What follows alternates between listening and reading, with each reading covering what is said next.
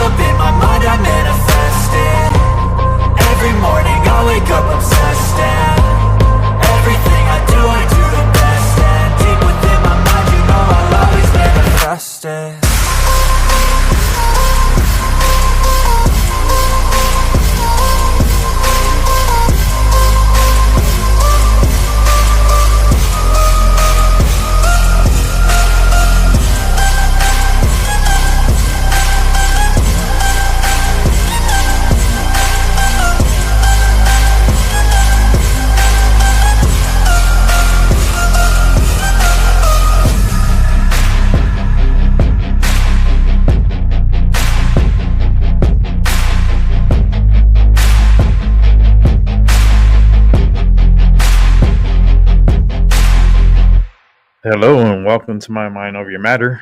My name is Rick, and hello everyone. Boy, what a day! It's just I said I was gonna come 7 or 8 o'clock, so I said, "Fuck it, I'll come at 7:30." I come in the middle, right? Just uh, hope everyone had a good weekend. I had a good early dinner. I like having early dinners. Had Italian tonight. It was really good. And I'm ready for today's show.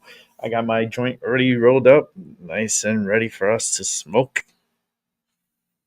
Smells good. And yeah, I got some stuff lined up. I'm really hoping the internet doesn't fail me. Please, internet, don't fail me, internet. I understand that we're going through a really major solar storm that nobody's aware of. Uh, there was like three explosions on the sun that's throwing a lot of energy our way. So we're gonna have like flickering. Internet's gonna be acting weird. Everything's gonna be a little off. So bear with me, and not only me, this is affecting everyone. It's just the sun plays a big role, and a lot of energy is heading our way, and how it's going to like change the landscape of humanity for the next like 20-30. It's I don't know, I won't be here. That's for sure. But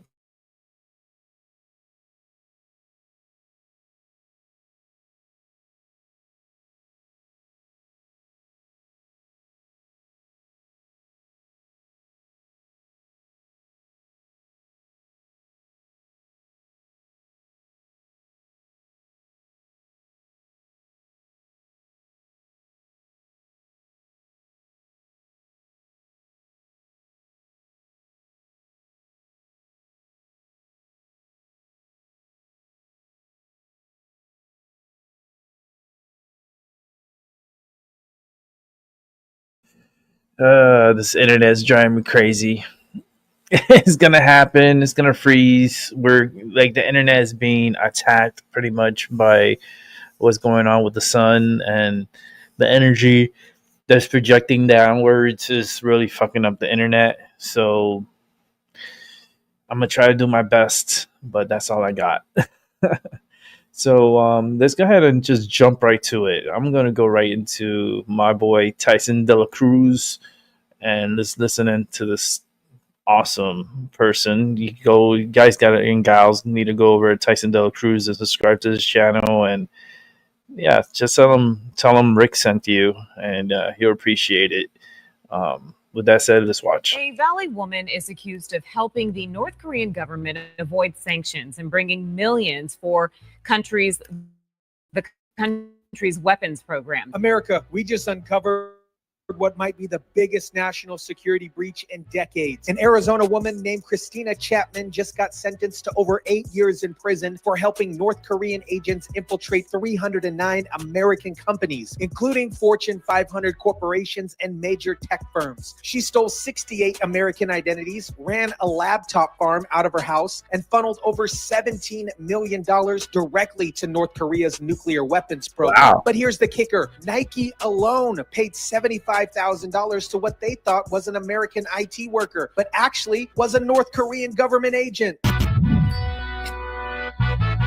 fun. Those are always fun. The feds say Christina Chapman was running what they called a laptop farm, making it seem like the people she was helping were here in the U.S. In reality, they were in North Korea. What is up, guys? Tyson De La Cruz here. Thank you so much for rocking with me. This case proves that North Korea isn't just a threat from afar. They're inside our house, working at our biggest companies and using our own money to fund weapons that could destroy American cities. Let me break down this absolutely insane case. Christina Chapman just got sentenced to 102 months. That's 8.5 years in federal prison for what judges call a national security threat. And the numbers are absolutely staggering. The crime? North Korea used stolen or fraudulent identities of 68 U.S. individuals to set up fake online personas And when the North Koreans obtained those identities, they got employment with 309 companies. The Department of Justice says she ran laptop farms out of her house in Minnesota and Arizona using dozens of U.S. stolen identities to help North Koreans get jobs at hundreds of American companies. We're talking about companies like Nike, which unwittingly paid more than $75,000 to a North Korean agent. I'm very proud of them, and I really want to give them a shout out because, as many of you know, most companies don't want to be named, okay? Nike wrote a letter to the federal sentencing judge in this case, and they encapsulated exactly what's going on here. They said, on behalf of Nike, the defendant's decision to obtain employee through Nike via identity theft was a betrayal of trust that we as an organization extend to every member of our team. This incident then requires us to spend valuable time and resources on internal investigations to confirm that our systems were never breached and to develop and implement additional safeguards and protocols. This wasn't just fraud. This was an infiltration on I know, American Chloe, business my by words a are very hostile foreign powerful. government. And the money from these fake IT salaries was funneled directly to North Korea's nuclear weapons program. Here's how this criminal enterprise actually worked. Chapman would receive company laptops at her house, then either keep them there or ship them to China and other locations where North Korean agents could access them remotely. The indictment says she would plug them in and let the North Koreans connect to them remotely. In exchange, she charged a monthly fee. And the North Koreans were paid as IT professionals. According to the Department of Justice, Chapman stole the identities of U.S. citizens and supplied IT workers in North Korea with those identities to pose as U.S. citizens working at companies in the United States in remote jobs. The scheme was massive. It generated more than $17 million in revenue for Chapman and North Korean workers. But think about what this really means. North Korean government agents had remote access to American company networks for years. Officials say more than 70 U.S. identities were compromised. These weren't just any companies either. We're talking about Fortune 500 companies, major TV networks, and Silicon Valley tech firms. Wow. American companies thought that they were hiring remote workers in the United States, but they were actually giving North Korean spies access to their most sensitive information. In another story, broadcasters called this something straight out of the movie, and they're not wrong. 4 North Korean agents were accused of pretending to be IT workers to infiltrate American companies and steal money to fund weapons programs.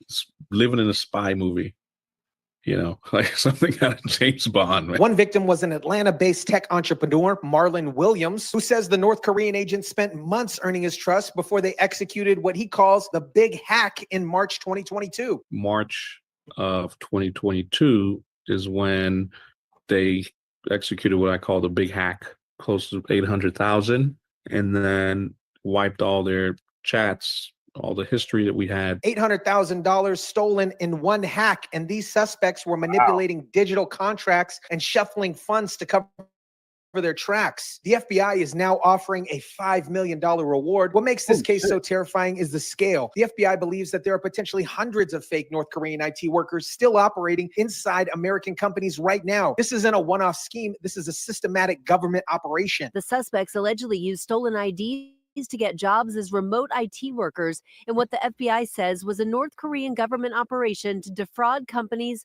all over the world. The FBI now offering a $5 million reward for information leading to the team's arrest, while warning that potentially hundreds of phony IT workers may still be inside U.S. companies. And here's what's really scary. These agents were doing excellent work until they got greedy.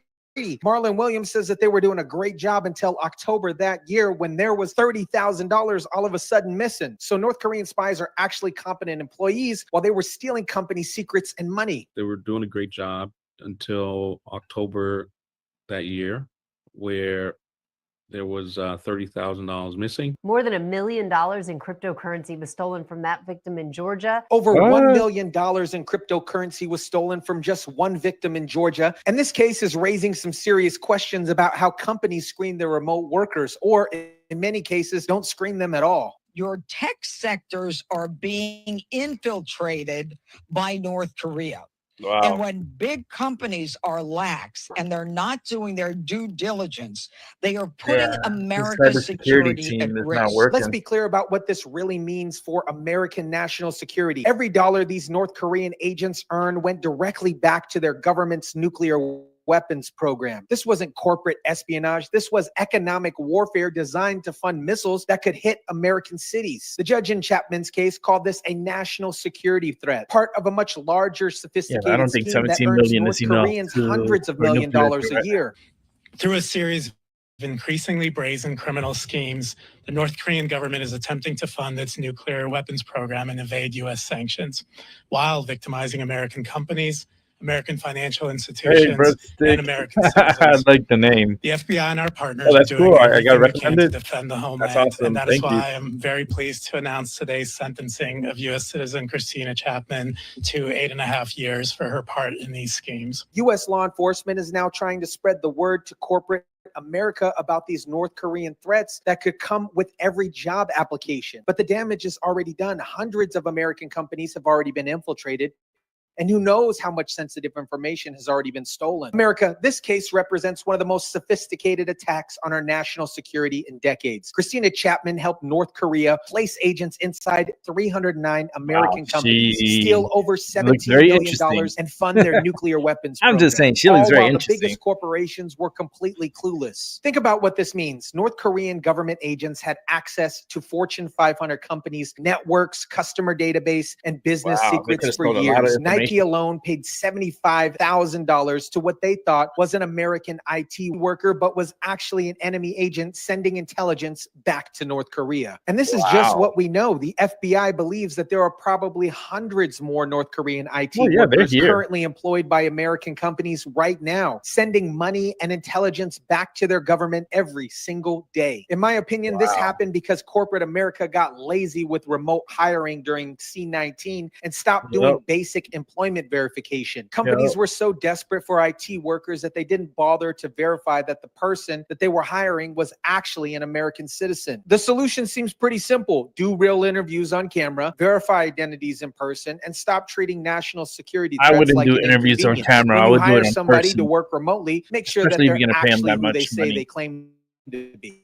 Christina Chapman got 8.5 years in prison, but the damage is already done. Over $17 million went to North Korea's nuclear program, and who knows how much sensitive corporate and government information was stolen. This is what happens when we let our guard down, America. Our enemies are always looking for ways to exploit our openness and trust, and we can't afford to be naive about it anymore. Let me know what you guys think about this. Drop it down in the It's comment crazy. section down below. I'm gonna Smash try the to like get button Tyson if you on the kindly show would. Share, in the subscribe, near and as always, future. guys, I'll catch you on the next one. Yeah, I'm gonna get Tyson on here in the near future.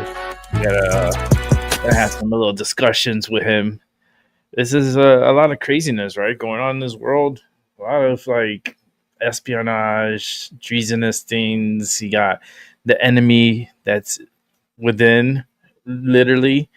A lot of agents are here, and they're gonna cause more chaotic. Like, it's gonna be so wild. It's we can't like get them out of here soon enough, right? It can't be fast enough. It's just they're gonna need more agents. Like, need a lot of agents. We're gonna gotta get all these like younglings, get them trained and get them out on the field, because like this is like a battle in all fronts.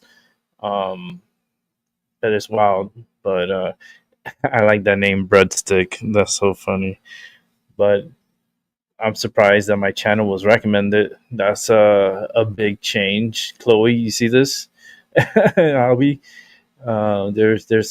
there's hope. You know, I'm trying to get up to 500, and then the goal is to get up to 1,000 subscribers. So I got to keep hustle. I got to keep hustling on here, and I'm gonna see which day. I don't know. I'm gonna send Tyson a message and see if I could get him on after. I don't know, maybe sometime this week. I'll get him on here. I got to make sure he's clear with his schedule so he can come on. Let's check out another story here. It's based on the high prices to prevent some residents from completing proper hurricane preparations. Yeah, because it's hurricane season and it's going to be wild real soon. So I hope people that are in, you know who you are in those areas, I hope you guys are getting prepared. Of course, all of our attention right now on hurricane season, right? The peak is fast approaching, and the rising cost of materials. Are you kidding me? Homeowners procrastinating on hurricane preparedness. Well, a new insurance industry report finds that the cost is a major barrier for homeowners, leaving 30% unprepared for hurricane season. Yeah, here Wow. to expand on this issue, Fox Business contributor Phil Flynn. Phil, Yeah, always it's great to see you, expensive but to be between prepared. inflation, tariffs, the cost of everything seeming to go up. How are homeowners even supposed to kind of get a handle on this and prepare? It's really difficult, especially in Florida, as you know, where they've seen their insurance costs go up like triple the national average.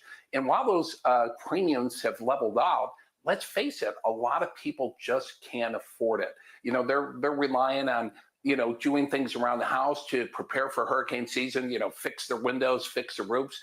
And that those are things you need to focus on. But sadly, I'm afraid that so many people in Florida are not prepared financially. And heaven forbid, if they do get a tough storm, it's going to be really difficult for them to come back. Phil, the one thing that I'm really curious about is insurance, because the price, it seems to me, and I hear reports, all the time about how the price of insuring your home from one year to the next, from one hurricane season to the next, that's also like really increasing, right? It really is. It's actually tripled. I think in Florida for $300,000 house, I mean, your cost to insure is like over $5,000 a year. And for more comprehensive coverage, it can go as high as $10,000. And there's a lot of homes in Florida that are even more expensive than that. And there's a lot of people in Florida that are retirees, and they forego insurance because they just can't afford it. But yet they're taking a huge gamble because when these storms come in, financially, they're going to be very difficult.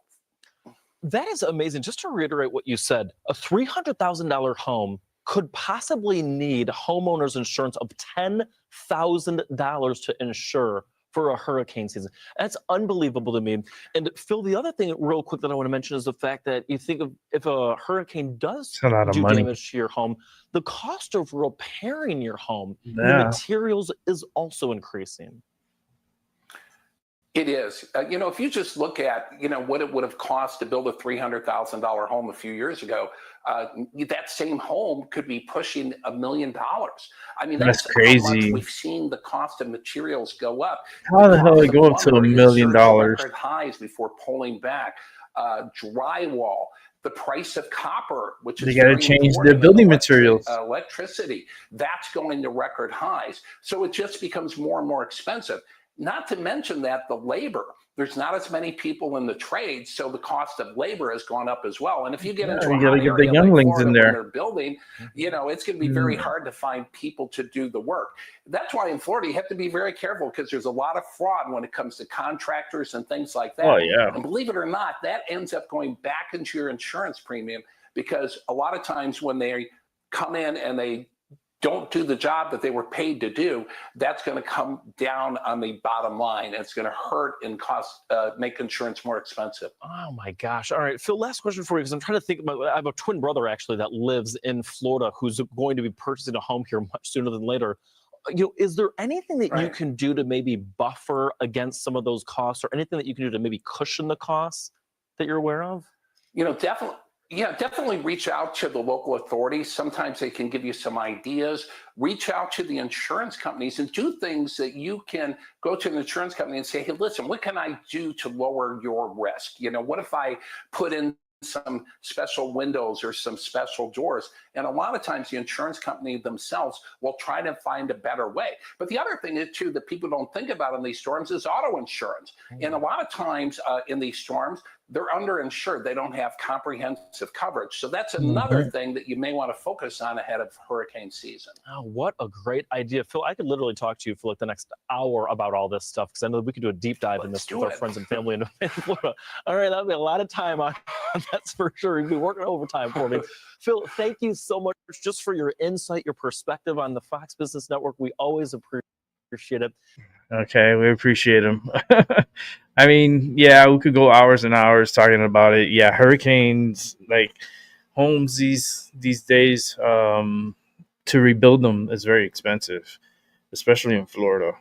Florida, it seems like it's a never-ending process. I mean, Florida's been hit by so many hurricanes, and I mean, I remember when Hurricane Andrew hit back in '92. And all those homes got destroyed, and it was just, and it was cheaper back then to rebuild your home than it is today. I mean, if that storm would hit today, the damage, the amount it would add up, especially if it would have moved a little bit more north instead of south, because it kind of went down to like the Kendall area instead of going like full-fledged Miami. If it would have curved up northwards and hit Florida and hit Miami, oh my goodness. Oh, Broward would have been destroyed. Like Miami would have been, it would have been such a major disruption to society there for sure. And it did disrupt a lot, but I mean, Miami did get very lucky that they didn't get a direct hit. I don't remember the last time a storm directly hit Miami like head on. I don't even remember. I mean, I went through Katrina. I've been through all these storms. A lot of storms came through there, but nothing like a direct Category 5 hitting like Miami. Oh, you imagine now?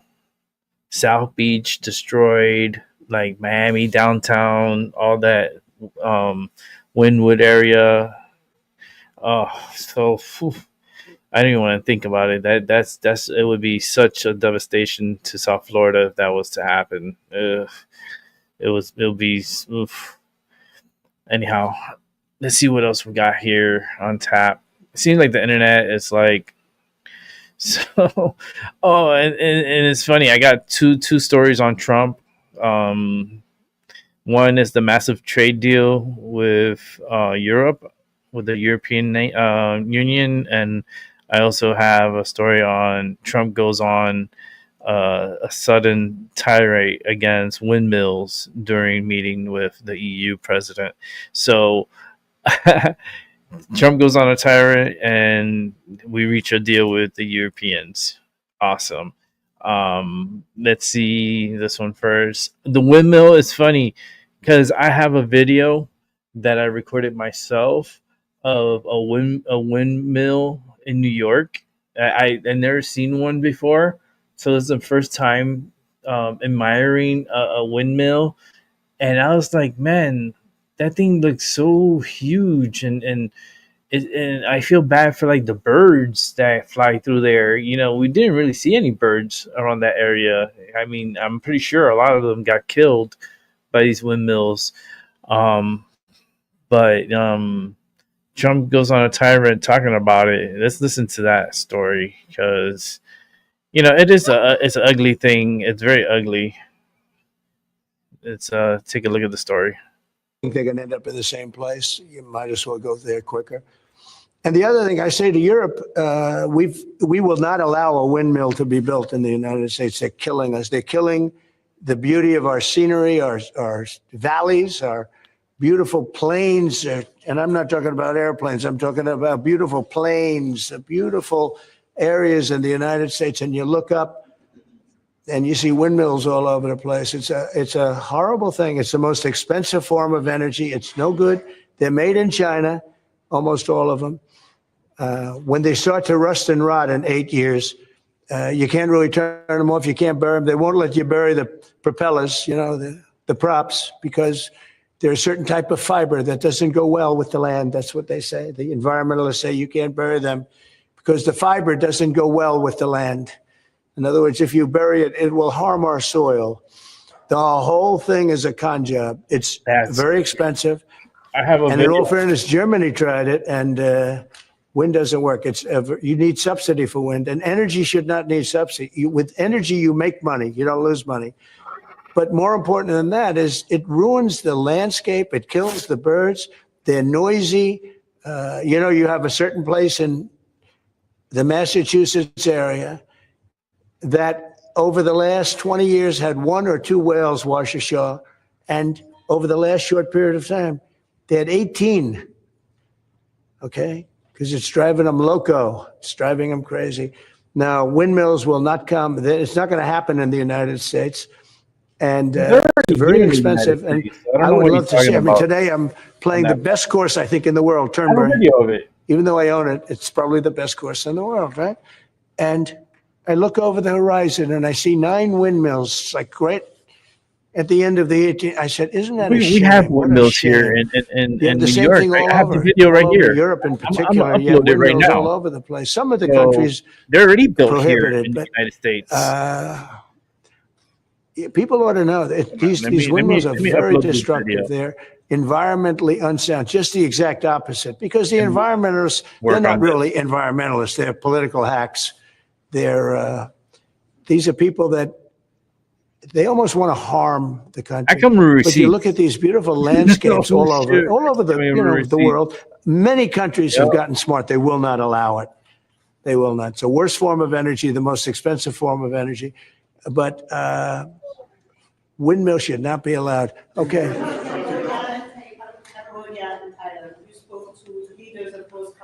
I did. Are they doing enough to stop this? I hope so. You're talking about Cambodia and Thailand? So I had an interesting time. We're dealing with Thailand, and we do a lot of trade with Thailand and with Cambodia. And yet, I'm reading that they're killing each other. They're fighting. They're in I'm a putting the war. video up right now. And I say, this should be an easy one for me because I've settled with India and Pakistan, and Serbia and Kosovo was going at it, but they have for a long time, in all fairness. Right? You know about that. I'm just looking for a name to name this. And others, the Congo. windmill. And what's gone on there. That's been a horrible thing with Rwanda. That's been a horrible thing. 31 years, 7 million, 8 million people killed. That's crazy. Machetes all over the place. It's a terrible thing. We got that one solved. We did 5 of them. And I was saying, we have a trade deal. We were working on another. We finalized another trade deal yesterday. And I asked my people, I said, how are we doing with Cambodia and how are we doing with Thailand? And they say they're going to be coming in at some point to talk. I said, well, let's call them right now. So I called the prime ministers of each. And I said, we're not going to make a trade deal unless you settle the war. A lot of people are killed, that in a short period of time. The border, they're fighting pretty like wild.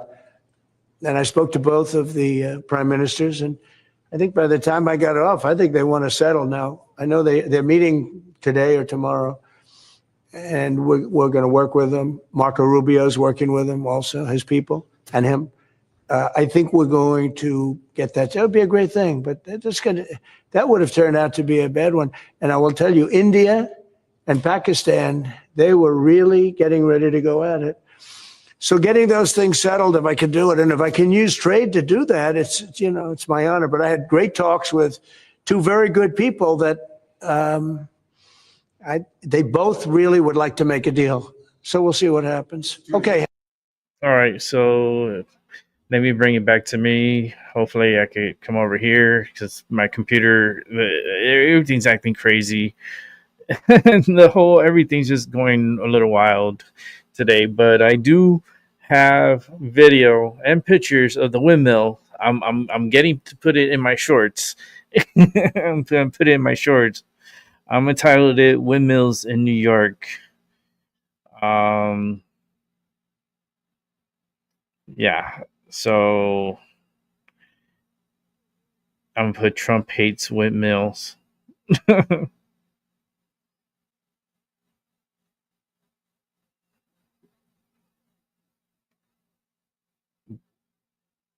Yes, see, I put windmills in New York. Trump hates windmills. Oh, it's 41 seconds. Let's go ahead and upload it. I'm not gonna put no music, no nothing in it. It's gonna be just natural, all raw, natural sound. Okay, so let me just hit upload. I think I'm playing. I come with receipts. I'm one of the realists. Like I bring the receipts. Everything I do and say is like it's the truth, nothing but the truth. So help me God. Like,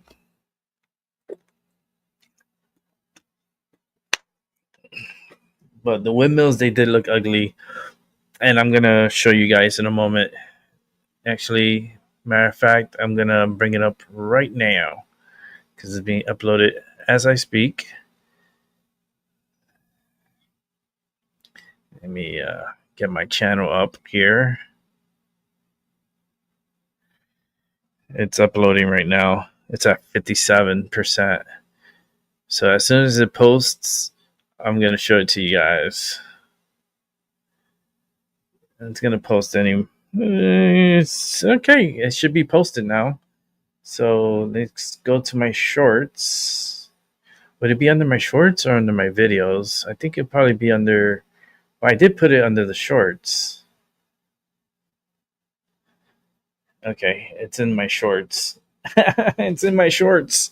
Okay, let me how do I do this? Okay, let me come back over here. Let me change this here. Let's go over to the shorts. This is my shorts. And let's check out the video. Oh, look at the windmills. I put some still pictures in there. And then I have a 30-second video of the windmills. Now I know what Trump it says about windmills. Look how ugly it looks. Look how on top of the mountain, and you have this big, gargantuous machinery that's supposedly getting energy, but in reality, what is it really doing? It's just a horrible sight to see these windmills in New York. In New York. And I took these pictures myself. Evidence that yes, the United States do have windmills. I don't think they're going to be building any time soon because Trump doesn't want them, and we don't need them.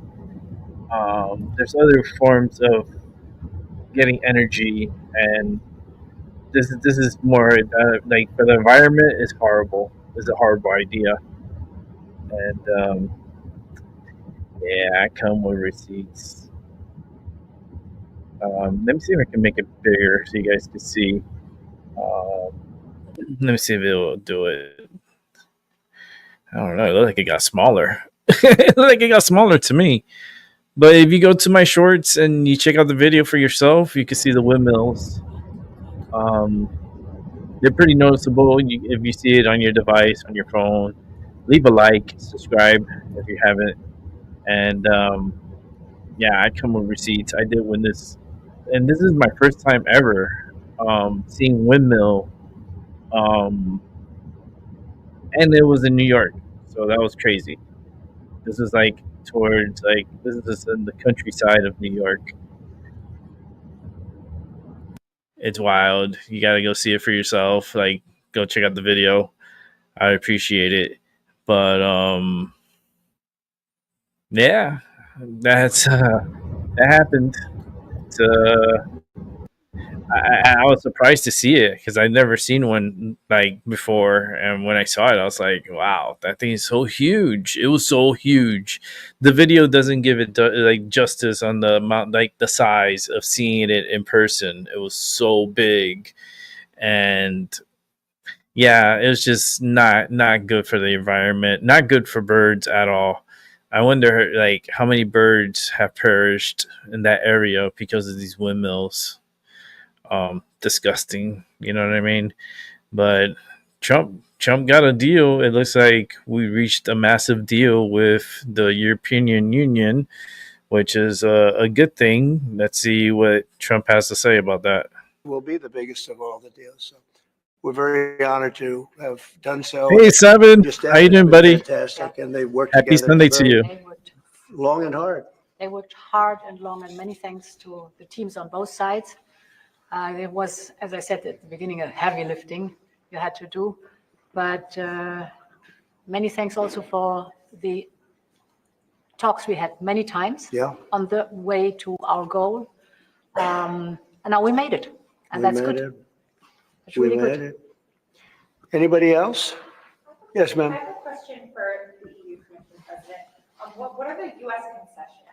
What is the U.S. giving up in the deal, if anything? So the starting point was an imbalance, a surplus on our side and a deficit on the US side. And we wanted to rebalance the trade relation. And we wanted to do it in a way that trade goes on between the two of us across the Atlantic, because the two biggest economies should have a good trade flow between us. And I think we hit exactly the point we wanted to find.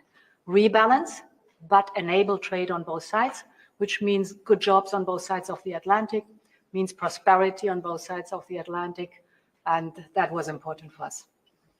And again, the energy is a very important component because we have more energy than anybody else in that sense. And I think it was very wise that they buy a lot of energy, and it's great stuff, and it solves a lot of problems. So that was a great decision, I think. What about steel? Have you agreed? On what? Steel. Steel is staying the way it is. The steel and aluminum, et cetera, that's a worldwide thing. That stays the way it is. We have chips. Did you discuss that as part of the agreement? Chips. Chips is Howard. You might want to describe the chips, please, if you would. Well, the expectation is in 2 weeks' time, we're going to come out with our chips 232, and that was one of the key reasons that the European Union came to talk to the president to try to resolve all things at one time. And well, I'll let you wait for the 2 weeks until you get to announce your plan. But we are going to be bringing chip manufacturing back to the United States of America. We'll be doing a lot of chips. A lot of companies are coming in from Taiwan and from other places into the U.S. And they're doing that in order to avoid tariffs. And the president really avoided the tariffs in a better way for them, much better way, much more conclusive. I think probably much more profitable. I don't know, but she looks annoyed. And got a lot of benefit from I mean, I'm reading the body language. It was a very interesting negotiation. I think it's going to be great for both parties. I think your various countries are very happy about this. Is there an industry in the U.S. that you see maybe having the first impact of getting into this market that was not accessible before, whether it's auto?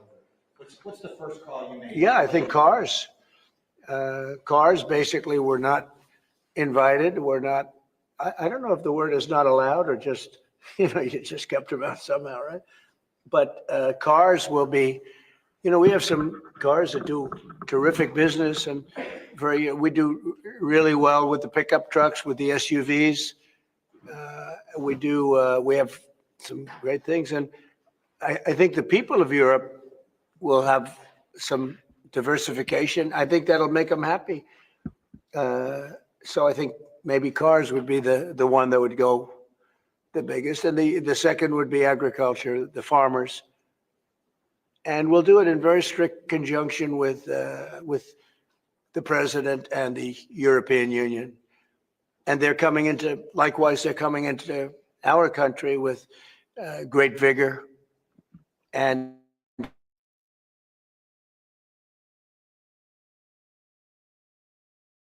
I think they're going to make a lot of money with this. I think everybody is. I think it's going to work out really well. I mean, we'll see, because the Europeans, you can't really trust them.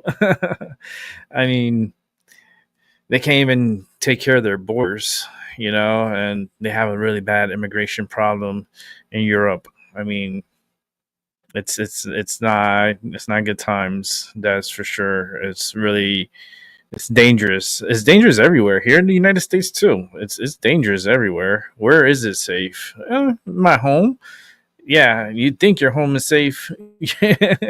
Your home could be a trap too. No, not the home. Yeah, the home too. The home could definitely be a trap. It's wild. Let's check out this story here. I want to see the story. Let me set this up. Here we go. Off the top at 5 tonight, 3 people under arrest after an armed carjacking. And the suspect allegedly crashed a stolen car before running from police. It was all caught on camera. Local 10's crime specialist Bridget Matter joins us live from Miami with the latest on the arrests. Bridget, fill us in. Well, you'll see some more of that crazy video in a moment. In the video, you see that car crashing, police not far behind, then the suspects bailing before they're arrested. Dramatic surveillance video shows a stolen car slamming into a building off 22nd Avenue in Miami. After the crash, 2 people bail out, police not far behind. Miami police took 3 people they believe to be involved into custody. Police say the armed carjacking happened just before 2 o'clock in the morning along Southwest 17th Avenue and 5th Street. No one was hurt when the silver sedan was stolen. This is a closer look at the car after the crash. Police responded with long guns and tactical gear. So we are asking Miami police for an update on this and if any charges have been filed. We're live in Miami. Bridget Matter, Local 10 News. That is crazy. Are you kidding me? That's extremely wild. Let's go to the next story here. Oh yeah, That's a new video and new information about a story that we broke last night at 11. An emergency right before takeoff led to a runway evacuation for more than 150 people traveling from Denver to Miami. And those passengers are now back in South Florida. Local 10's Brett Neese joins us live from Miami International Airport with all of the latest. Brett. Sanella, that plane was on its way here to Miami International when something went wrong during takeoff. A small fire then broke out. A man who is from here in South Florida was on that plane, and he tells us about these terrifying moments. You can hear the panic amidst the chaos after this American Airlines plane failed to take off at Denver International. We heard a loud boom, and I said, that's not good. The Boeing 737 MAX was headed for Miami. Oh no, the With Max. the braking system. Passengers on board say they heard a loud pop before the plane came to a sudden stop on the runway. Somebody said, smoke, fire. And then a lot of people, of course, started panicking and stuff. Cell phone video shows the passengers evacuating down emergency slides while a haze of smoke filled the air. American says the combination of blown tires and sudden braking resulted in a fire, which was quickly put out by firefighters. The airline says the plane was taken out of service to be inspected by their maintenance team. We're just lucky that everything ended up good, and what doesn't kill us makes us stronger. And officials tell us that one person was taken to the hospital with injuries. The rest of those passengers were put on another American Airlines flight, and they landed here late last night. Now the FAA, though, is investigating what went wrong. Live at Miami International, Brett Neese. That is scary. Brett, thank you. And right. I'm sorry to tell you, but if I'm on a plane and it's about to take off and the tires blow up, like they're saying, oh, excessive braking.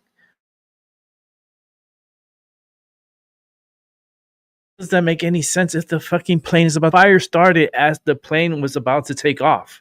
You imagine if that plane would have took off and those tires were on fire, then we would have had a bigger emergency, because how the fuck the plane's gonna land with a blown tire like on its what it was on the left side of the plane?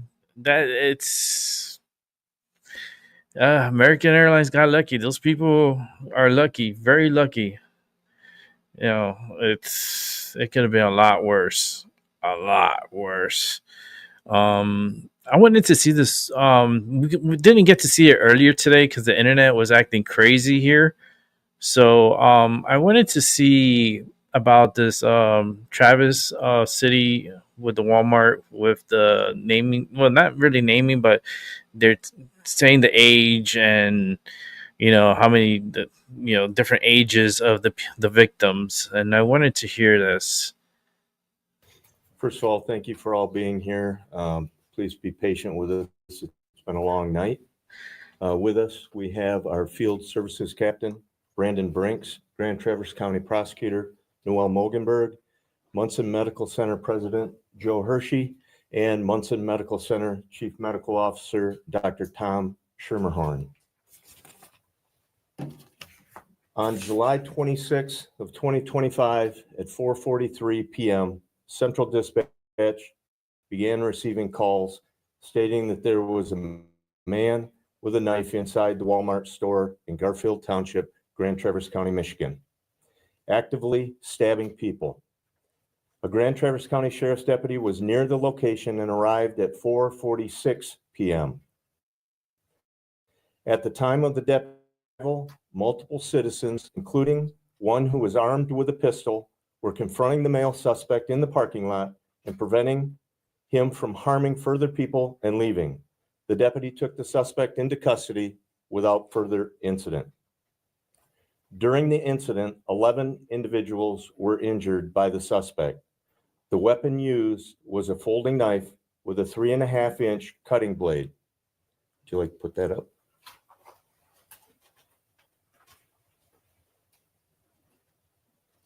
Aid was immediately provided to the victims by responding law enforcement, citizens, and other emergency responders. The victims were then transported to Munson Medical Center for further treatment. Included in the victim list was one Walmart employee. Wow. The injured individuals are as follows: one 70-year-old male, one 84-year-old female, one 82-year-old male, one 29-year-old female, one 80-year-old female,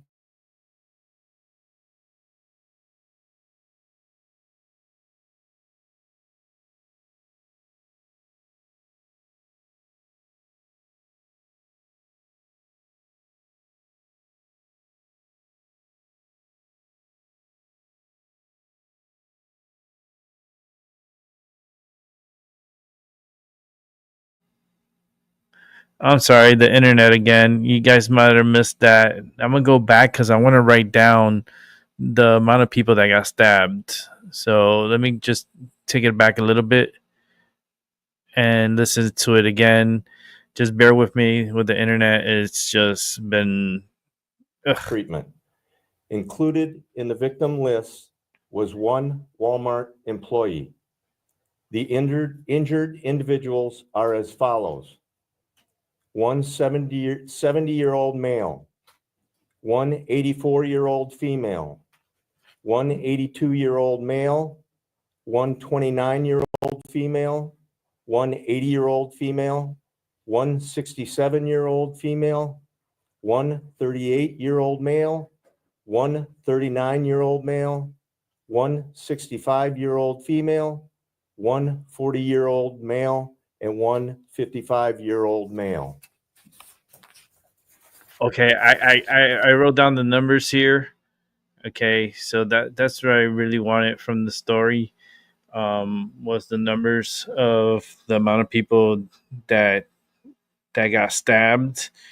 They didn't put an age to the woman, or I guess they didn't even say it was a female, but the Walmart employees. We don't know if it was a male or female, but you got 1, 2, 3, 4, 5, 6, 7, 8, 9, 10, 11 stab victims, starting with a 70-year-old male, 84-year-old female. 84. Why are you stabbing a 84-year-old female? Why are you stabbing a 82-year-old male? That's like super grandpa.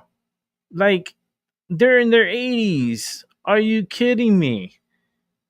Then a 29-year-old female, an 80-year-old female, a 67-year-old female, a 38-year-old male, a 39-year-old male, a 65-year-old female, a 40-year-old male, and a 55-year-old male.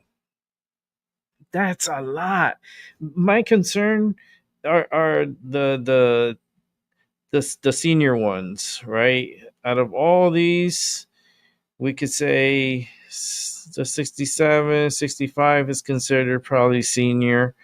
You got 1, 2, 3, 4, 5, 6 seniors that got. I mean, you want to consider, 70 up seniors, that's fine, but there's 65 and a 67-year-old that got stabbed. And then all the other ones were kind of younger. Um, the youngest was the 29-year-old female. And I can't believe the 70-year-old, the 84, 82, and the 80. That's crazy. That's what I say on my show is, if you commit a crime, depending on the crime that you commit, is the punishment that you get, right? So if you were to shoot somebody, well, your sentencing should be, the family should be able to shoot you back. So if you go and stab someone and stab a whole bunch of people, which that's a lot of family members, I think the individuals that got stabbed, and if they survive, well, I feel like they should be able to stab that individual back as sentencing. I think we're gonna have to come to like tougher, like make an example, and it's like fuck around and find out type of example, that get all these individuals that survive, and that's 11 of them, have all, actually a total of 12, because the Walmart employee, that's 12, because they're not counting the Walmart employee, because I'm counting here, I got 11 shoppers, but then there's one Walmart, so there's a total of 12, not 11, that got stabbed. So I would say all of them should stab this motherfucker, and however they stabbed them, that's how they stabbed them, to stab him back. Eye for an eye. It's I think that's my form of punishment, that I think it'll be justified for sure. Let me see here. Let's go to another story, because I really just wanted to get the ages of those people. I'm just in shock that happened. It's amazing. All right, let's go to the fire fraud down over in California, where officials blasted for missing relief concert funds that supposedly these individuals were supposed to be helped by, and they're not even getting not one penny from it. The concert was a force. It was a scam.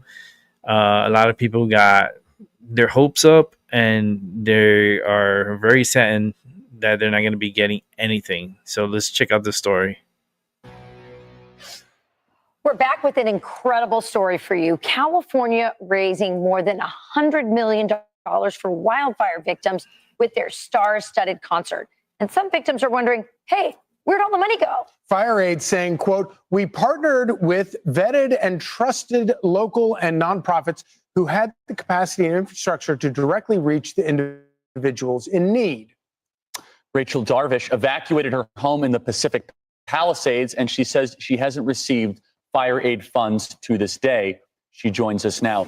Rachel, thank you for taking the time. This is an extraordinary story.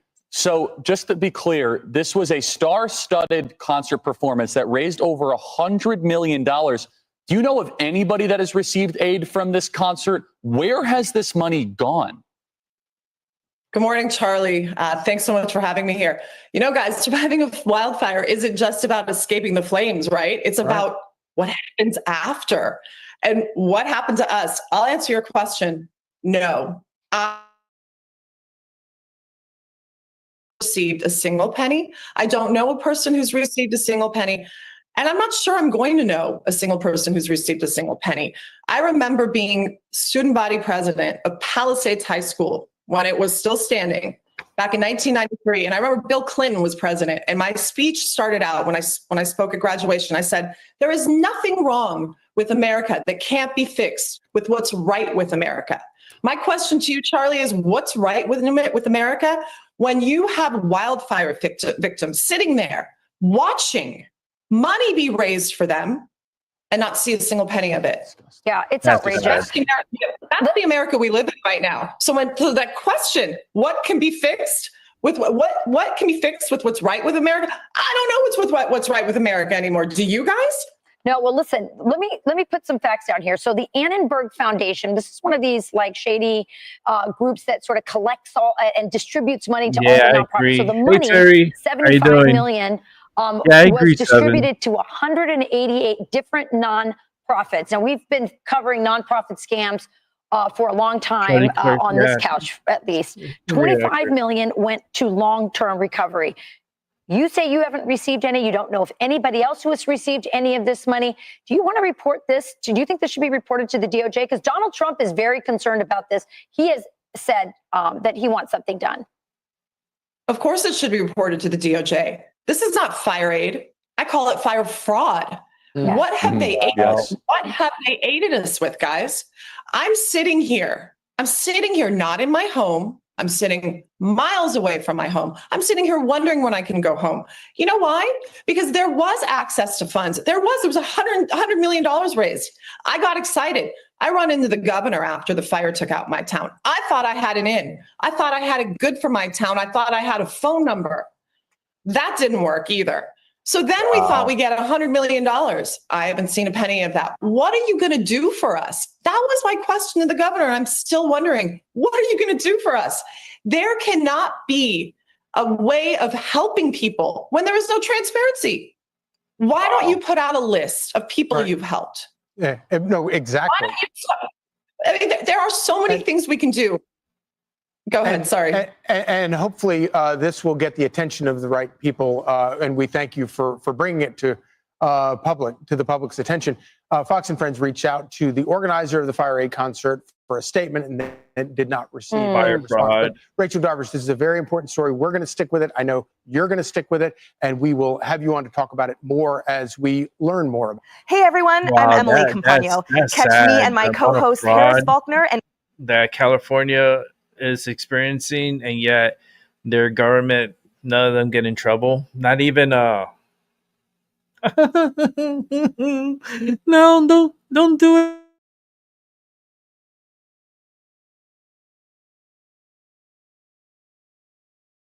it again.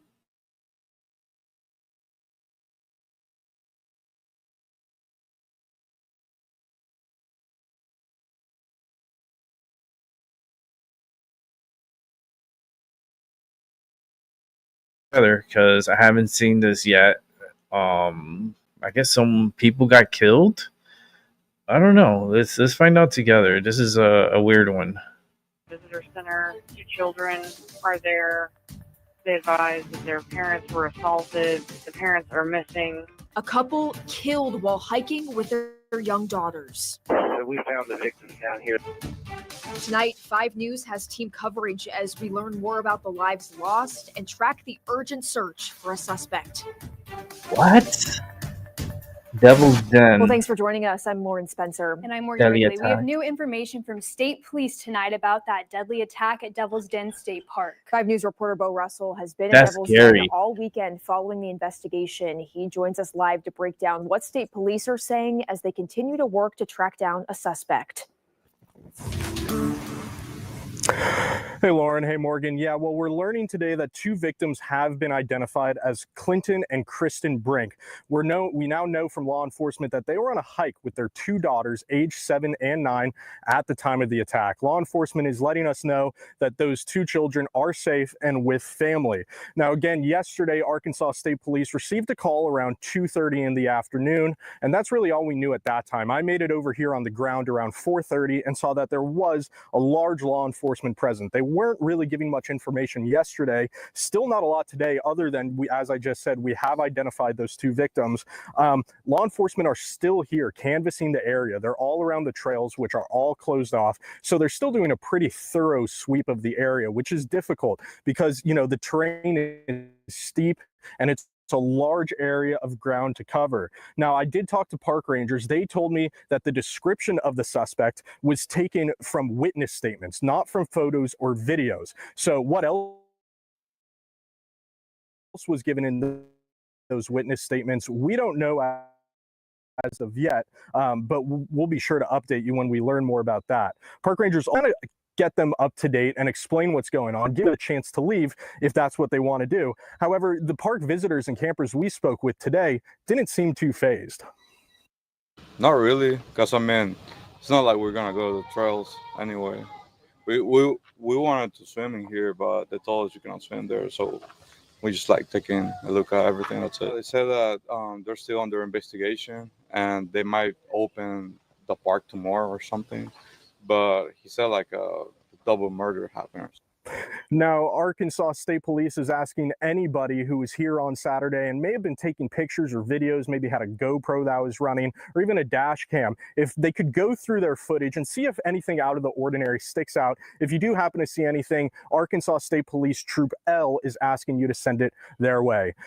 In Devil's Den, live in Devil's Den, covering news where you live, I'm Bo Russell, 5 News.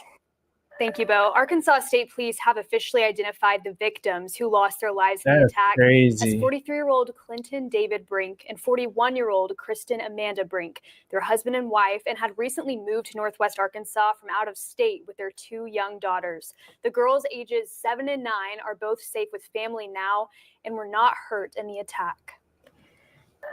Here's another look at the information we know about the suspect. State police updated their description of him today. They believe he was wearing a long sleeve shirt with the sleeves rolled up instead of a tank top as initially reported. He's described as a white man with a medium build, wearing dark pants, a dark ball cap, sunglasses, and fingerless gloves. Investigators also say he was driving towards the park exit in a black 4-door sedan, possibly a Mazda, with a license plate covered in electrical or duct tape. State police say that car may have traveled on State Highway 170 or State Highway 220. This is premeditated. State Highway 170 runs north out of Devil's Den and connects to I-49 in West Fork. 220 goes from the park through Crawford County and connects with Highway 59 in Cedarville. Wow, that's wild. He's on the loose. We got a killer on the loose. I feel like I want to see more about the story. Let me see if there's another. Visitor center, 2 children are there. I've already seen this one. We just saw this. So, yeah, hopefully there's more information about this guy.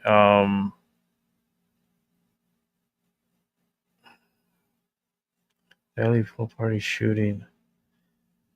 Oh boy, there's so much things going on around the country that's crazy. There's so much. It's just wild. It's just so much things going on. Let me see this story here. This is back to the suspect, the stabbing suspect, that pretty much terrorized this Walmart, and I'm just amazed and how someone could stab a 84-year-old female and an 82-year-old. Think of your grandparents going to Walmart and some sicko comes and stabs everybody and starts stabbing and stabs your grandparents, and now these people are pretty much fighting for their lives. It's so reckless. It's so, what's going on with society, man? What is going on? Let's check the story out. The suspect in that mass stabbing at a Michigan Walmart is in custody tonight and facing terrorism charges. Authorities say the attack was sudden and random. ABC's Rena Roy has the latest on the investigation and some new video that's emerged. A community is reeling following a stabbing at a Walmart in Traverse City, Michigan, north of Grand Rapids. At least 11 people stabbed in what authorities are calling a random attack. I need units inside Walmart. Got multiple victims. New video released shows bystanders confronting the alleged suspect outside the store. Throw the knife that way. Throw it away. Throw it away. A man pointing a gun at the alleged suspect. Another man demanding he drop the knife. The camera then quickly panning to one of the victims. Oh my Officials say the attack God. erupted near the checkout area. The suspect, a 42-year-old male and Michigan resident. No motive has been determined. The suspect, who has been identified as 42-year-old Bradford James Gilly of Afton, Michigan, was arrested and transported to Grand Traverse County Jail, where he will remain pending formal charges and arraignment. Julia Martell was inside the Walmart. I heard screaming and I went towards the screaming and I saw the guy with the knife shove somebody. And after he shoved him, he was headed in my direction. I was right there. I saw the knife, but I got out of his way in time. And it seemed like all of the people who got stabbed and got attacked were people who couldn't physically get out of his way, like people in wheelchairs. Authorities say there were no predetermined victims. Walmart releasing a statement saying Oh my violence like this goodness. is unacceptable and will continue working closely with law enforcement during their investigation. Michigan's governor adding their thoughts are with the victims and the community. Rena Roy, ABC News, New York. Wow, that's I'm just like,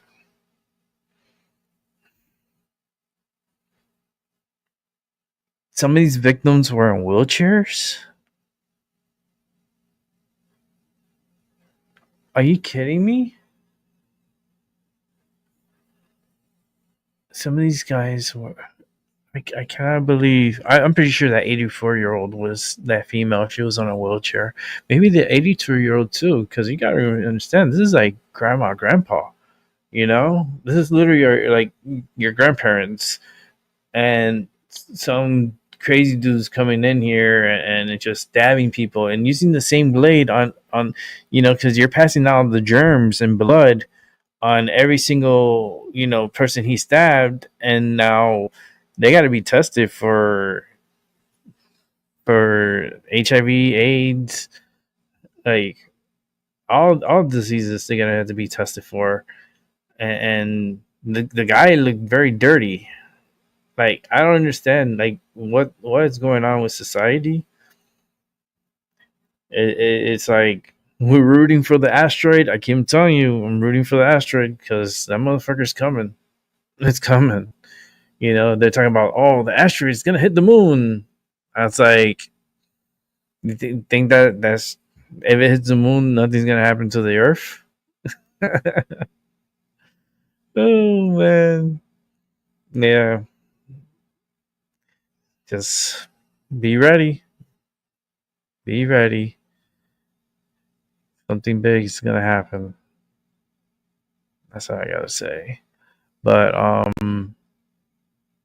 let me see. Do we have? Oh, we have another report here on that Walmart stabbing suspect.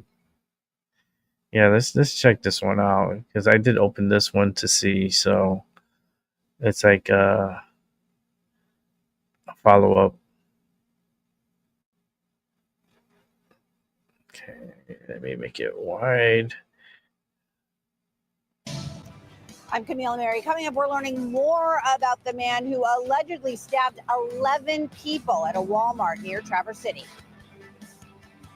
I'm Ingrid Kelly in Detroit. A church family is missing one of their faithful members after a tragic accident in Farmington Hills last week took his life. What the hell? I'm meteorologist Rich Luderman. Our warm stretch continues. How about a change for the end of the week? We'll talk about that coming up next. Is this Michigan? Working for you. Oh, it's Detroit. This is a Detroit news. Starts. It's 4 minutes, so let's watch it. It was chaos and mayhem. We begin with this developing tonight. A suspect allegedly responsible for stabbing 11 people at a Walmart in Traverse City is now facing terrorism and assault charges. Welcome to Fox 2 News at 6. I'm Hillary Golston. And I'm Dave Spencer. Police are calling the attack random and say the 42-year-old man acted alone here. Fox 2's Camila Mary joins us live with more on the investigation. Camila, I understand law enforcement just gave us an update. What did we learn? Yeah, they did hold a press conference earlier today. And really, the $1 million question right now that they still don't have the answer to is why this happened. The suspect, who has been identified as 42-year-old Bradford James Gilly of Afton, Michigan, was arrested and transported to Grand Traverse County Jail, where he will remain pending formal charges and arraignment. Arrested just minutes after he allegedly stabbed 11 people at a Walmart in Garfield Township near Traverse City. The first 911 call came in at 4:43 p.m. on Saturday. The first sheriff's deputy on scene arrived at 4:46 p.m. At the time of the deputy's arrival, multiple citizens, including one who was armed with a pistol, were confronting the male suspect in the parking lot and preventing him from harming further people and leaving. In addition to sharing the mugshot of the suspect, investigators released a photo of the knife they say was used in the attack. The weapon used was a folding knife with a 3.5-inch cutting blade. Of the 11 people stabbed, one of them was a Walmart employee. They range in age from 29 to 84. The majority of them are 65 Okay, so and it's older. 11, and one of them is a Happy to Walmart report employee. One patient Okay. has been treated and released. Now we have 10 remaining patients, 2 who remain in serious condition, and the others have progressed to fair condition. Gilly is being charged with 1 count of terrorism and 11 counts of assault with intent to murder. Wow. And Gilly will be arraigned possibly as early as tomorrow or maybe Tuesday, and we will hopefully learn more about they this arraign him investigation tomorrow. when he is formally arraigned. Reporting live, Camille Mary, Fox 2 News. Yeah, and Camille, oftentimes in these terrible situations where we see this kind of absolute just fear and the immense amount of What's that damage this sound? person was able to inflict, sometimes there are warning signs, and we're all going to large retail venues. I know it's dumb. It's not me. That sounded so crazy. Didn't that sound crazy? It was like some kind of alien communicating with us and shit and throwing out the signal. Like, I had to pause it. Like, I don't know what the hell their feed is going through, but that shit was crazy. All right, let me hit play, and I'm sorry for that sound, but that's not me. That's dumb. I wonder if there were any that were missed here, or if law enforcement alluded to any that might have. There's so many people there, and your mind, you kind of start to imagine how easily this could happen. It's a crowded store. It's the weekend. A lot of people in close proximity. Luckily, they were able to get this guy and hold him until police got here, which was literally 3 minutes away, the nearest deputy was. But you can see when you go into a store and when it's crowded, you can see how this could easily happen. And it's really scary when you think about it. Hillary, back to you. No, Camille Mary live for us tonight. Thank you so much. Hillary. Oh no, her feed. Oh, look. Oh no, I paused it at a weird time. Look at her face. Hillary, I don't understand what you're wearing, girl. I mean, whoever dressed you, like, they weren't caring about you. Like, girl, what are you wearing? Like, did Freddy Krueger come and visit you? I'm just saying, like, it looks like you have like stick to the heart. It looks like a steak, like one of those steak to the heart. I don't know what's going on here. She looks like a good girl. I don't think they need to like dress her like this. This is pretty bad. The other one, I don't know what she's wearing. The blue on the right. I don't know what she's wearing. Like, did she come in from a like? Was she's meditating somewhere? I mean, it's in the wrong setting. I mean, both of them. Like, I'm confused here.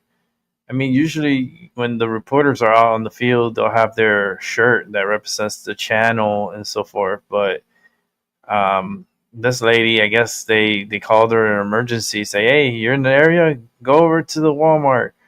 Go over to the Walmart and just report from there. And then this one here on the left, I don't know. I don't know what she's wearing. I mean, she looks like a good girl, I guess. Like her face is just, yeah, but I don't like what she's wearing. I mean, it's not ladylike. Like, I don't know. You be the judge. Um, Not good. Let's check out another story here. 7 men arrested in Edina, Minnesota, in a sting targeting predators who thought they were paying to have sex with a minor. Folks, this is happening in the Twin Cities suburbs. Will prosecutors actually do their jobs, or will these predators get a free pass? Welcome to Nelly Miranda. Oh, that's going to be interesting to find out because that's very crazy. Very, very crazy. According to the city of Edina, this operation went down Monday, July 21st. 7 suspects, ages 25 to 48 from across the metro. They believe they were arranging to pay for sex with a child. Think about that. Oh my God. A child. This wasn't just the Edina police. This was the 494 corridor group. Bloomington, Eden Prairie, St. Louis Park, the Hennepin County's Sheriff's Office, and the County Attorney's Office. Credit where it's due. These officers are proactive. They're setting up stings. They're intercepting predators before a real victim is hurt. 4 more men are facing charges out of Edina in a human trafficking bus, bringing the total number of people charged to 6. Court documents laying out more details on what led to their arrest. Our Joe McCoy joins us live from Edina's police department with what those charges have to say. Well, Morgan, this sting was part of a multi-agency task force focused on addressing human trafficking and exploitation. Now, the 7 men who were arrested ranged from 25 to 48 years old, and they all live in the Twin Cities metro.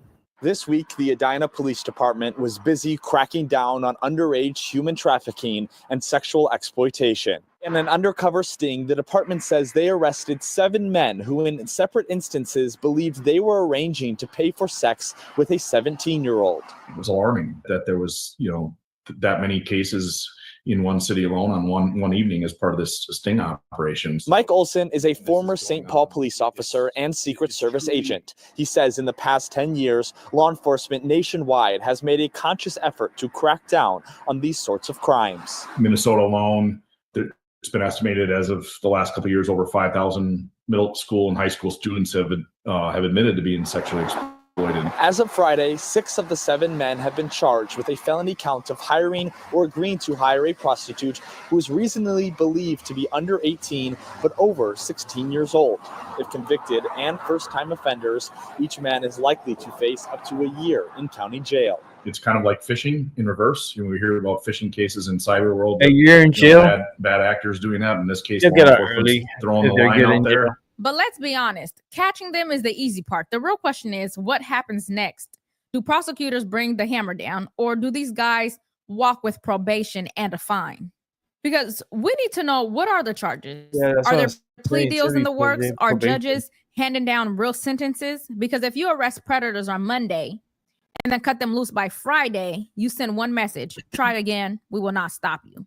The sting was fairly straightforward. An undercover officer put an ad online offering prostitution services. When someone responded, the undercover officer made it explicitly clear they were only 17 years old. If the person still agreed to go forward, the officer would send them a location to meet, where officers were waiting to arrest them. Technology is obviously constantly evolving, and in these types of cases, obviously it's a frighteningly huge way that offenders are getting connected with victims in these cases. According to charging documents, one of the men texted the undercover officer, quote, "Age doesn't matter," when the officer said they were only 17 years old. Another man texted the officer that he personally did not care they were 17. According to court documents, that man was also charged with possession of meth. Since Tim Walz took office in 2019, violent crimes in Minnesota has raced upwards. From 2019 through 2021, violent crimes climbed by 40%, while imprisonment rates plunged by over 26%. And get this, as of the latest data, crime remains roughly 12% higher than when he took office.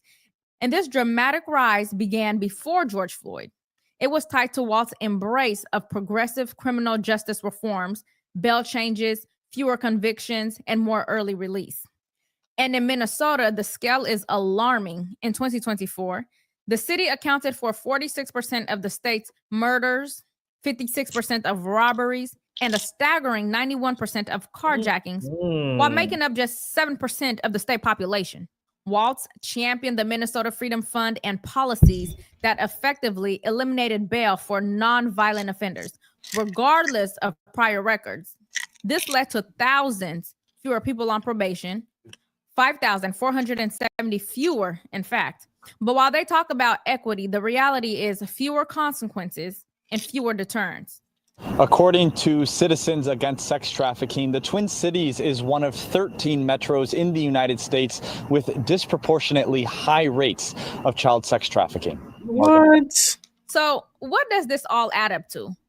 A climate where predators feel emboldened. Cities like Minneapolis have crime rates well above national averages. In 2023, violent crimes in Minneapolis were nearly 3 times the state average. Under Waltz, big picture reforms became priorities.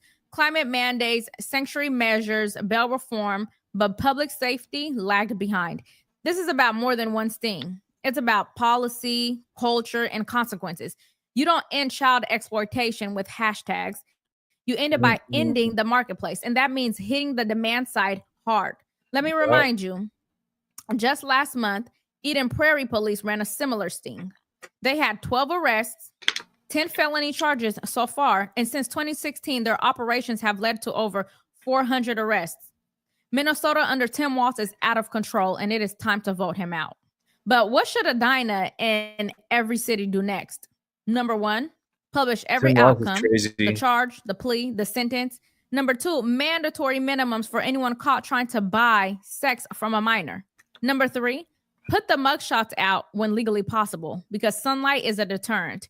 And number 4, notify employers and licensing boards. The bottom line is the cops did their job. Now we'll have to see if prosecutors and the judges will do theirs. Should the names, charges, and sentences of these suspects be automatically public? And should there be mandatory minimums for crimes like this? Yes. Let me know your thoughts in the comments. And as always, if honest commentary brings you value, please make sure you like and subscribe as it You don't want to hear mine. Tap the notification bell so you never miss an want to hear my update. Thanks so much for punishment? watching, and I'll see you next time. She's a good one. I say this. With Listen, a trade deal that this has is just emerged. Hold on, I gotta pause this because this thing plays by itself. I think for me personally, minimum 5 years. 1 year, the 1 year is nothing. They could get probation and they could serve like at home, or they don't need to serve like in a hard prison or anything. They could do it like a soft jail, like minimum security, like for 1 year sentence. That's not harsh. That I believe, especially the one with the meth. The one with the meth is fucked. He's getting hit with a good amount of years, so he's screwed. But I believe like this type of stuff should be minimum 5 years, minimum. So then you could put fear, like leave the younglings alone, like. Fair game, I guess, at 18, which I still think is low. I think it should be 21 and over, but that's just me. Because these kids, their minds ain't developed at 18, like 19, 20. They're not developed. They start developing and like around 20, 24. I would say like 20, like 24, 28. But they just, it's disgusting how there's people out there that is like, they like the young and leave the younglings alone. That's all I gotta say. It's what a thought, right? It's just so disgusting. So disgusting. Yeah, that girl, whoever dressed her, they did her bad. They did her dirty. They did her dirty. Let me see if there's anything else that popped up. I know there was a firefighter that passed away out here, not too far, in Plainville, house fire. It was a firefighter was killed on the line of duty, which it's you know, it happens. Here, wait, let's check it out. Let's check it out. It's actually here in Connecticut. Let me set it up for us.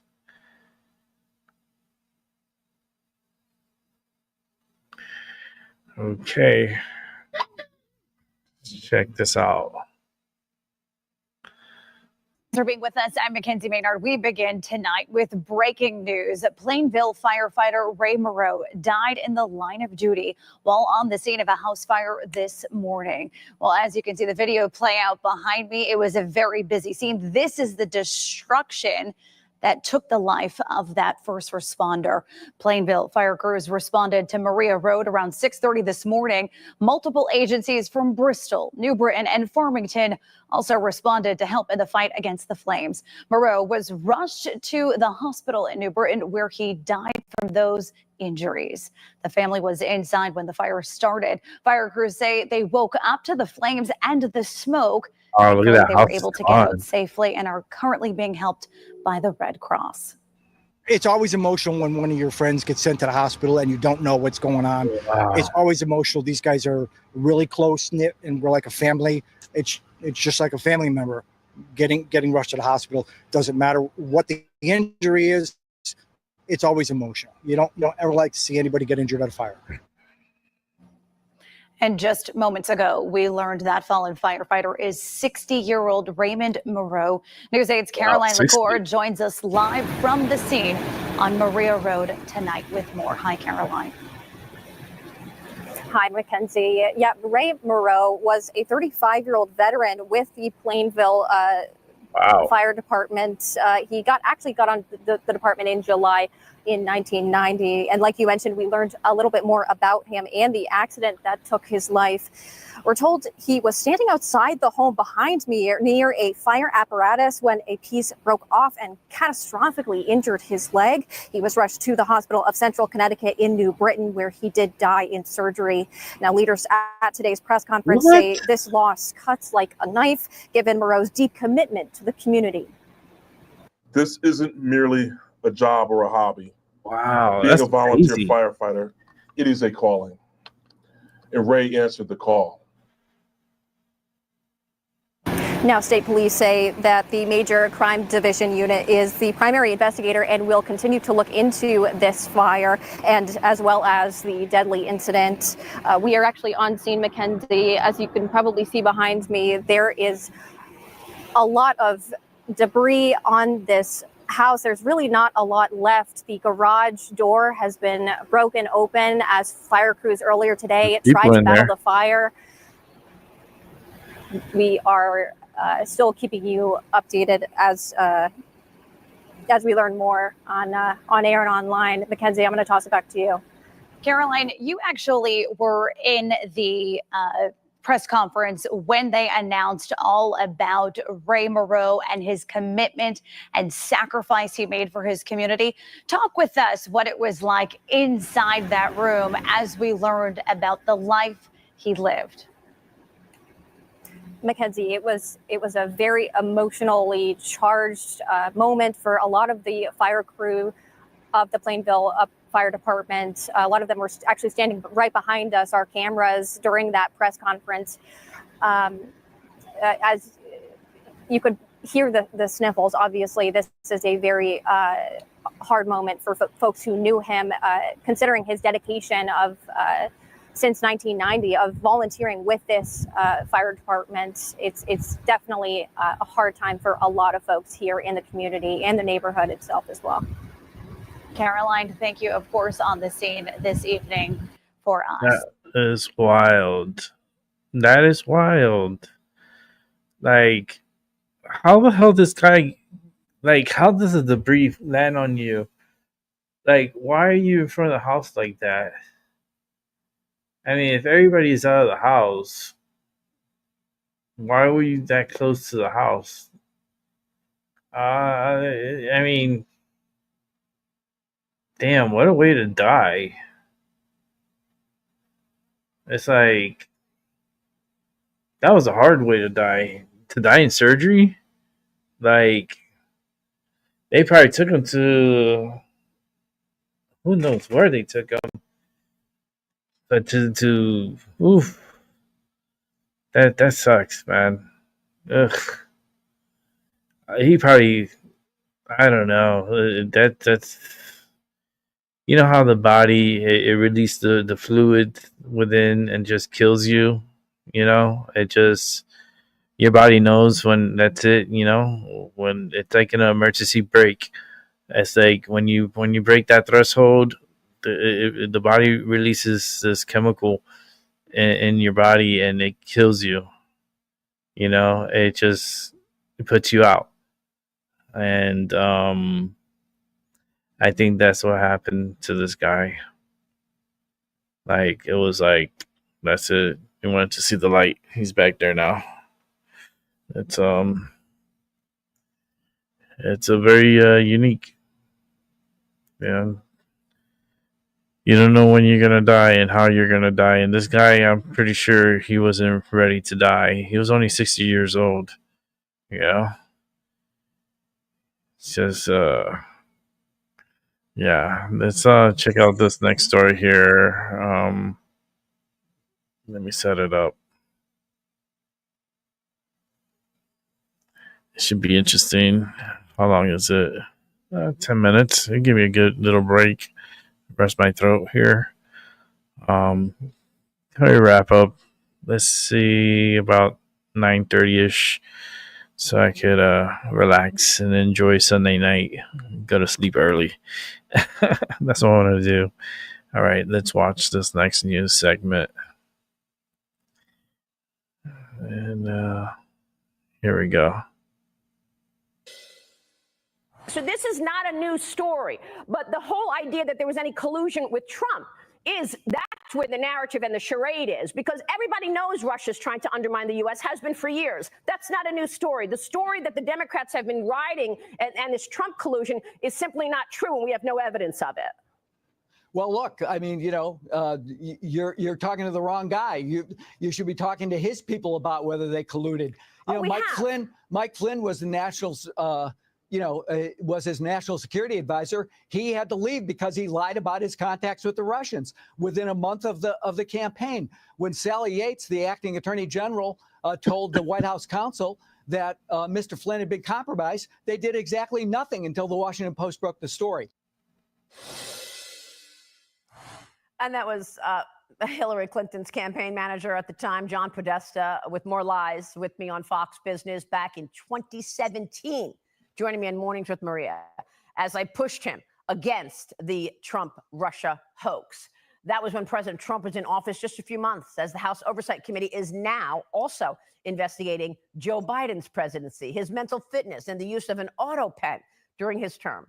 On Thursday, Biden's former chief of staff, Ron Klain, spoke with the committee, with a source revealing to Fox News that he said the 46th president often confused names and situations, and it got worse throughout the 4-year term. Joining me now with more on the two biggest political scandals of our time, both orchestrated by the Democrats, is Molly Hemingway, editor of The Federalist, and Peter Schweitzer from the Government Accountability Institute, who also saw through these scandals early on. Great to be with you. Great to be aligned with you both. You've done incredible work over the last 10 years. Thank you. Molly, kick us off here. Give us your analysis of Ron Klain's testimony and the use of the auto pen. Is any of that legitimate now that we know that we're not sure if Joe Biden actually knew what he was doing? Of course, it's legitimate to look into what the mental condition of President Biden was and what the people closest to him were doing about it. And we have in this testimony Ron Klain admitting that people knew that there were problems with Joe Biden late into his term. But I think it's worth remembering that yes, everybody saw that that was happening. What happened also was this conspiracy of Democrats to hide that information or hide it from being a big deal. But it would not have worked without a fully compliant media. That is what links the Biden-Klein story to also the Russia collusion hoax. When you have the Russia collusion hoax and people conspiring to spread a false narrative, it wouldn't have worked if everybody in the media, with a few small exceptions, hadn't gone along with it and run with these false claims. That's a great point. Peter.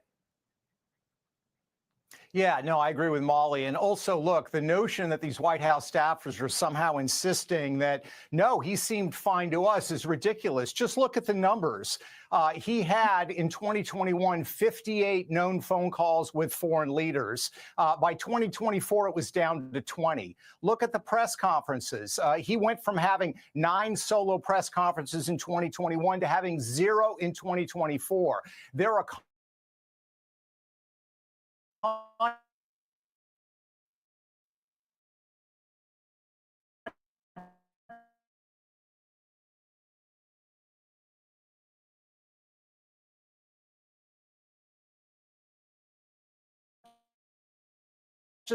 decision.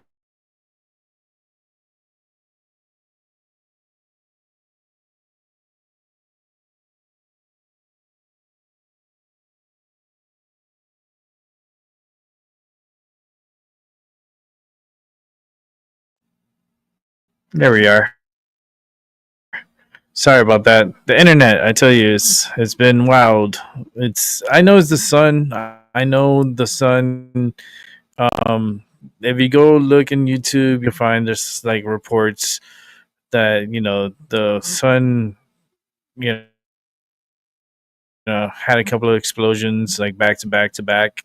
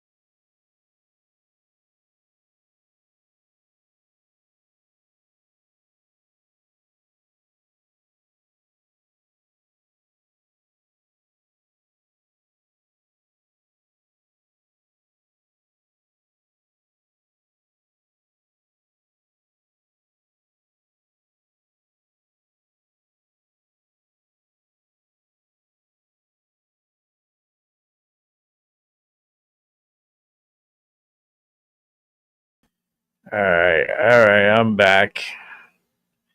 The internet, I'm telling you, it's StreamYard. StreamYard went crazy. Like, literally went crazy. And it dropped me off for a very long time. That was StreamYard. StreamYard, it just dropped off and it just was cycling and wouldn't let me back on. I had to open up. I had to open up another window and then close out the other window and then they come back to the show. That's crazy. It's a sign. I have to get off here soon. The internet, we take it for granted, but there's a lot of energy coming towards Earth, and not a lot of people are aware of this because they're too busy with the stabbings and all the craziness that's going on in their lives, and they're not paying attention to what the sun is doing. The sun is acting up, and things are being affected. I know. I can feel the energy is crazy. But let's get back to I wanted to see this Russian hoax thing. Let me set it up. I have to reset it up. I want to continue watching this. 2024. There are conscious decisions that were being made to make sure that he was not exposed to the public. So they all knew what was going on. And Molly's exactly right. You expect that from White House officials, but the media was completely negligent on this. I mean, it's just so extraordinary, the efforts that they went to stop President Trump. And do you think, Peter, an effort to hide the fraud that perhaps they were committing, or was it that they just didn't want a businessman in there? They knew that he knew what they were doing.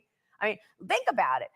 You had 90 plus indictments. You had lies, attacks, made up stories like Russia collusion, not to mention 2 assassination attempts.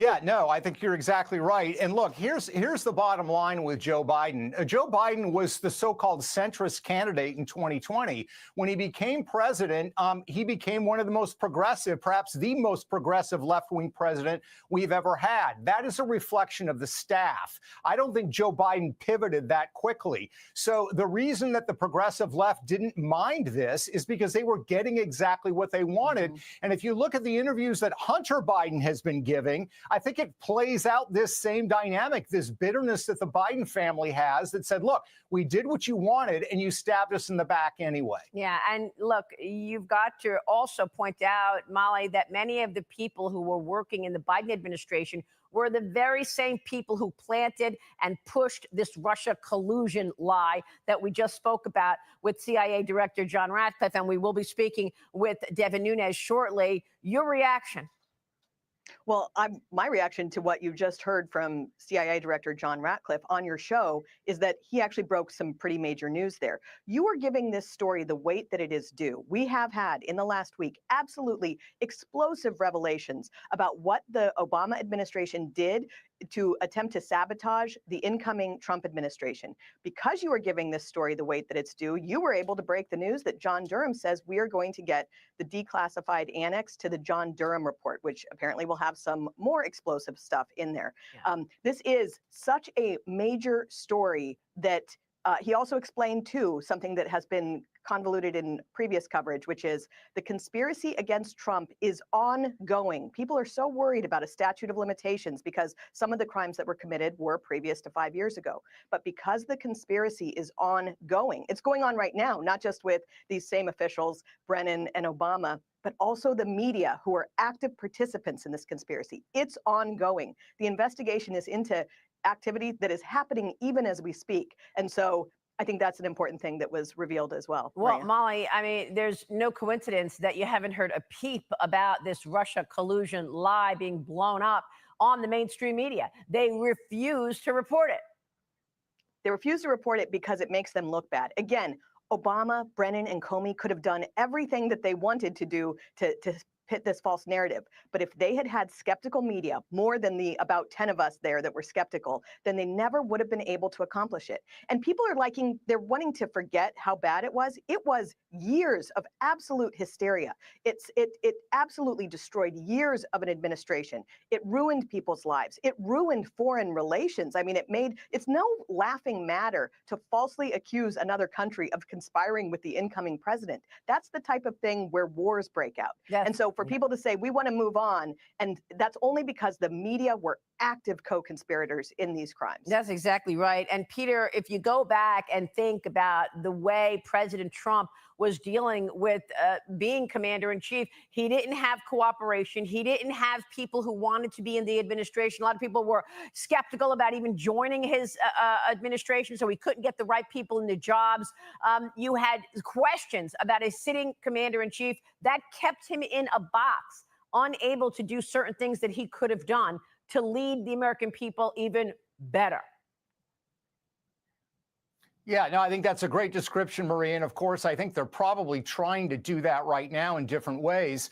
I will also point out, Maria, I think it was particularly rich, the John Podesta exchange that you had. Yeah. This is a guy that literally a couple of years before that interview was on the board of directors of an energy company called Juul Energy that had taken $40 million from Russia's sovereign wealth fund, Rusnana, that was personally run by Vladimir Putin.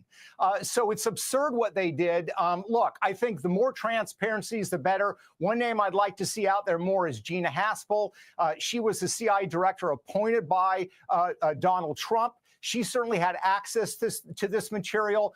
It's interesting to me that she had been the London chief of the CIA in the 2000s. In 2014, John Brennan sent her back to London, which is a highly unusual move. And she was there throughout this period. And much of the Russia collusion intel, fake intel, was coming out of London from Steele and others. So it's a very interesting question. What role did she play not only in perhaps creating this, but what role did she play in suppressing it when she was CIA director and she was supposed to be serving Donald Trump rather than the CIA establishment? It's a great point. Real quick, before you guys go, Molly, do you think we will see accountability here? You just heard what the director of the CIA told us. And what about the pardons that weren't even signed by Joe Biden? It was by an auto pen. Are those legitimate? And what about January 6th? Is there more to discover there? It will not be good if there is not accountability. Some of the crimes that were committed. Oh, accountability, that's my shirt. So I think make accountability great again. Thinking very hard about how to make it happen. But we also need to understand that Obama, you can buy their shirt Comey, they're all out of if office. you want. But the media who did just let me know if you want to buy one. In office, they're still perpetrating hoaxes against the American people. They're still meddling in every election by just receiving propaganda and regurgitating it instead of doing actual journalism. Yeah. So the accountability has to include the media as well. I want to thank you both for your incredible work, your courage, and your journalism. Molly Hemingway, Peter Schweitzer, thank you. Happy to be aligned with you. Hi, everyone. I'm Brian Oh Kilmeade. man, that's actually I want you to refreshing. click to subscribe to the Fox I mean, News they need YouTube to page. bring back accountability.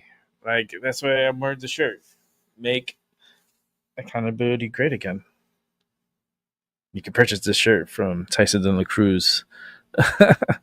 But I think I'm gonna wrap it up because the internet's acting a little crazy, and it's a sign for me to jump off the show.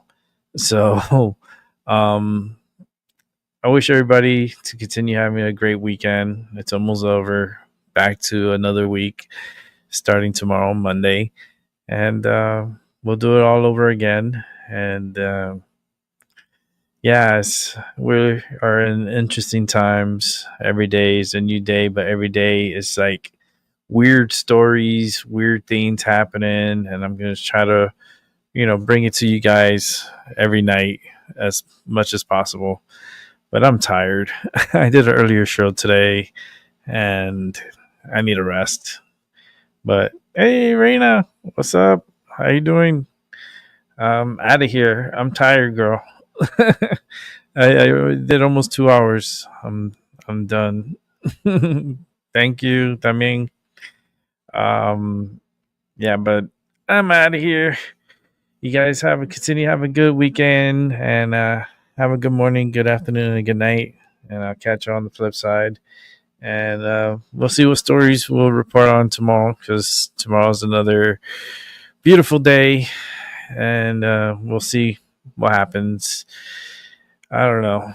It's been crazy. A lot of crazy stuff been happening, and I see more crazy stuff happening. But let's see what happens, and I'll report on it. Have a good night. Bye.